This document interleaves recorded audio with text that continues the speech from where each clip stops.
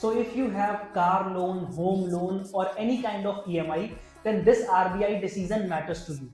RBI के 26th governor Sanjay Malhotra ने ये अनाउंस किया कि आरबीआई के रेपो रेट को कम करके 5.25 कर दिया जाएगा, जो कि पहले 5.50 पे था।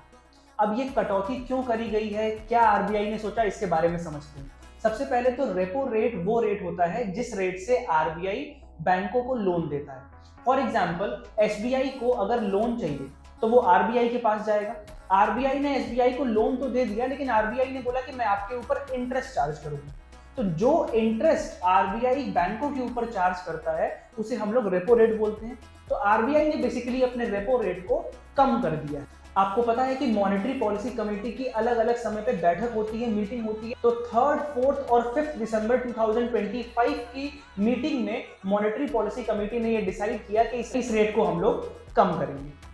अब ये डिसीजन आरबीआई ने क्यों लिया या क्या सोच के लिया? तो आरबीआई के अकॉर्डिंग हमारी कंट्री में इस समय इन्फ्लेशन कम है। इन्फ्लेशन कम से आरबीआई ने जो बात बोली है दैट इज इस समय हमारी कंट्री में रैपिड डिसफ्लेशन है। डिसफ्लेशन का मतलब होता है कि सामान के प्राइस तो बढ़ रहे हैं लेकिन जिस हिसाब से बढ़ने चाहिए उस हिसाब से नहीं बढ़, यानी कि प्राइसेस बढ़ने की जो स्पीड है वो धीरे है। And at the same time जो हमारी कंट्री की जीडीपी है, जो कंट्री की ग्रोथ दिखाता है, वो एक अच्छे दर पे है। लास्ट जो रिपोर्ट करी गई थी वो 8.2 थी। तो एक ऐसी सिचुएशन जहां पे इन्फ्लेशन बढ़ रहा है लेकिन स्लो पेस पे बढ़ रहा है और दूसरी जगह पे जीडीपी की ग्रोथ अच्छी है, ऐसी सिचुएशन को गोल्डी लॉक पीरियड बोला जाता है। तो आरबीआई के अकॉर्डिंग ये एक ऐसी सिचुएशन है जो लिक्विडिटी बूस्ट करने का बेस्ट टाइम है और कंट्री की इकोनॉमी को एक बड़ा पुश मिलेगा।